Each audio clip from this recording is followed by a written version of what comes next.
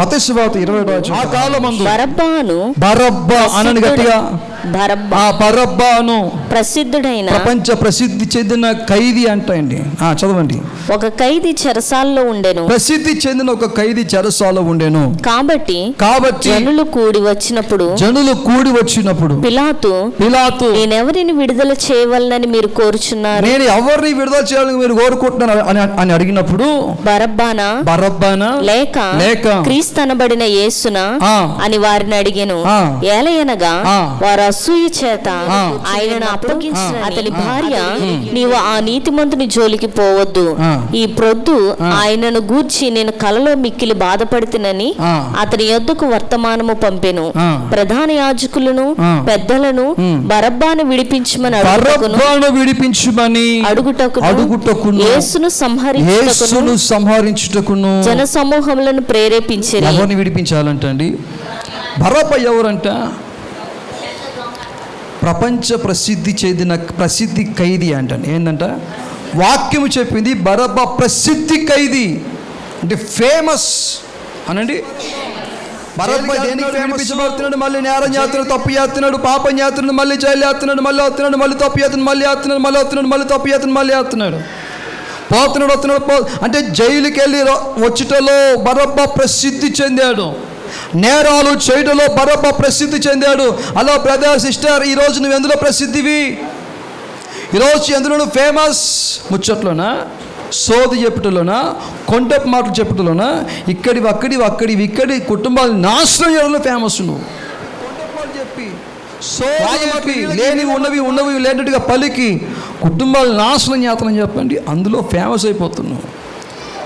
బరబ్బాకి మనకు ఏమాత్రం తేడా లేకుండా పోతుంది. బరబ్బా ప్రసిద్ధి ఖైదీ అయితే మనమైతే ప్రసిద్ధి ముచ్చట్లో ప్రసిద్ధిలో, సోది ఎప్పుడులో ప్రసిద్ధులమైపోతున్నాం, పాపులలో ప్రసిద్ధులమైపోతున్నాం, త్రాగుడులో ప్రసిద్ధులమైపోతున్నాం. తెగు స్తోత్రం చెప్దామా? 2 శిలువకి గట్టిగా. ప్రసిద్ధికి ఎక్కిన ప్రసిద్ధి ఖైదీ బరబ్బా. ఎవరిని ఇష్టపడతారా? ఆ బరబ్బా ఉన్న ఇంటికి ఎవరైనా అమ్మాయిని ఇస్తారా? అమ్మ చెప్పండి. ఆ బరబ్బా ఉన్న ఇంటికి ఎవరైనా పిల్లనిస్తారా? అందరూ అసహించుకుంటారు బరబ్బాని. ఎవరు బరబ్బాతో స్నేహం చేయరు, ఎవరు బరబ్బాను కోరుకోరు, ఎవరు బరబ్బాతో సహవాసము చేయరు. అలాంటి బరబ్బా 4 గోడల మధ్యలో చీకటి గదిలో బంధించబడి ఉండగా ఇక బరబ్బా అనుకుంటున్నాడు, ఇక నేను ప్రసిద్ధి చెందిన ఖైదీని కాబట్టి, అనేకమైన నేరాలు నిందలు నా మీద ఉన్నాయి కాబట్టి, ఇక నన్ను సిలవేస్తారేమో, నన్ను చంపుతారేమో, నన్ను శిక్షిస్తారేమో అనుకుంటుండగా బరబ్బా. దానికి స్తోత్రం చెప్పండి. హల్లెలూయా. శిక్షకు పాత్రుడు బరబ్బా, చంపబడాల్సిన వాడు బరబ్బా, శిల వేయబడాల్సిన వాడు బరబ్బా. దేవునికి స్తోత్రం చెప్పండి. ఎందుకంటే అనేక రకాల పాపాలు చేసి వచ్చిన వాడు బరబ్బా.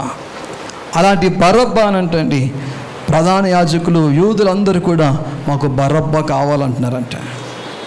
ఎవరు కావాలంటున్నారంట? బరబ్బాని కావాలంటున్నారు. ఎవరు అన్నారు? యేసు ప్రభు చనిపోతున్నప్పుడు కూడా ఆత్మలను రక్షిస్తున్నాడు, కుడివైపున దొంగను రక్షించాడు అంటున్నాడు. అవునా కదా? ఆయన చనిపోతూ కూడా ఎవరు రక్షించాడు అంటే అండి? కుడివైపున దొంగను రక్షించాడు.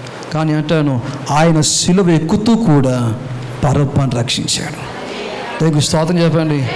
బరబ్బా లాంటి వాడు లేడు అసలు. అంతటి నేను అంటాను అది ఎలాగుంటుందంటే, దేవునికి స్తోత్రం చెప్పండి. నువ్వు ఇలా ఒకసారి హల్లెలూయా. దేవునికి స్తోత్రం చెప్పండి. హల్లెలూయా. ఇగో ఉదాహరణకి ఏమనుకోవద్దు, ఈయన బరబ్బా గ్లోరక్క క్లియర్గా రాలేదు ఈరోజు. ఎక్కడ అక్క ఏమనుకోవద్దు. బరబ్బా అనండి. ఎవరైనా బరబ్బా. దేవునికి స్తోత్రం చెప్పండి. నేను యేసుక్రీస్తుని అనుకోండి, జస్ట్ నేను యేసుక్రీస్తు. ఈయన బరబ్బా చీకట్లో 4 గోడల మధ్యలో బంధించబడ్డాడు. సిలువేయబడటానికి, మరణించటానికి, మరణశిక్ష పొందుకోవడానికి సిద్ధంగా ఉన్నాడు ఈ బరబ్బా. హల్లెలూయా. నేను యేసుక్రీస్తును, ఏ తప్పు ఏ నేరము లేని పరిశుద్ధుడని యేసుక్రీస్తును. ఇప్పుడు మీరందరూ నన్ను ఏమంటున్నారు? మీరందరూ ఎవరిని కోరుకుంటున్నారంట? నన్ను మాత్రం సిలువేయండి అంటున్నారంట. దానికి స్తోత్రం చెప్పండి. ఈయనేమో సిలువకు పాత్రుడు, ఈయనేమో శిక్షకు పాత్రుడు. ఈయన మరణించాల్సిన వాడు, ఈయన చేసే తప్పులకి, నేరాలకి, నిందలకి. కానీ నేను తప్పు చేయని వాడిని, నన్ను వదిలేయాలి. దేవునికి స్తోత్రం చెప్పండి.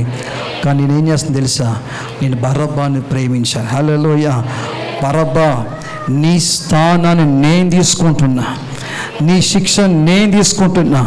నేను అంటాను, బరబ్బానే మార్చిన వాడిని. బరబ్బా చేసిన పాపాల ముందు నీ పాపం ఒక లెక్కన. బరబ్బా ప్రసిద్ధి ఖైదీ కదా. బరబ్బా ఎన్నో రకాల పాపాలు నేరాలు చేసిన వాడు కదా. ఈయన మీద కుప్పలు కేసులు ఉన్నాయి కదా. ఈయన మీద ఉన్న కేసుల కంటే నీ మీద ఉన్న కేసు ఎక్కువ. ఈయన చేసిన తప్పులు పాపాల కంటే నువ్వు ఎక్కువ చేసావా? అలాంటప్పుడు బరబ్బానే క్షమించి ఈయన స్థానాన్ని నేను పైకెక్కించి నేను ఈ స్థానాన్ని తీసుకున్నాను. నేను తెలుగు స్తోత్రం చెప్పండి.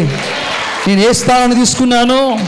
బరబ్బా స్థానాన్ని తీసుకున్నాను. నేను నా స్థానాన్ని బరబ్బకి ఇచ్చాను. దానికి స్తోత్రం చెప్పండి. ఇప్పుడు బరబ్బా అనుకుంటాడు, బరబ్బా ఇందాకలో పోతిఫర్ భార్య అంతరంగం తెలుసుకున్నాం కదా. ఏంటి పోతిఫర్ భార్య అంతరంగం ఏంటి? తప్పు నాది, శిక్ష యోసేపుది. నీతిమంతుడు యోసేపు అని పోతిఫర్ భార్య అంతరంగం కదా. ఇప్పుడు బరబ్బా అంతరంగం ఏంటో తెలుసా? ప్రసిద్ధి ఖైదీ నేను కదా, సిలువ ఎక్కాల్సిందా నేను కదా, చచ్చిపోవాల్సింది నేను కదా, నాకు కదా కొరడ దెబ్బలు నేను కదా తినాల్సింది. కానీ ఈయనేంటి నాకు బదులుగా. అదే స్తోత్రం చెప్పండి. బరబ్బా అంతరంగం ఏంటో తెలుసా? తప్పు నాది, నేరాలు చేసింది నేను ప్రసిద్ధి ఖైదీని. కానీ శిక్షింపబడింది ఎవరు?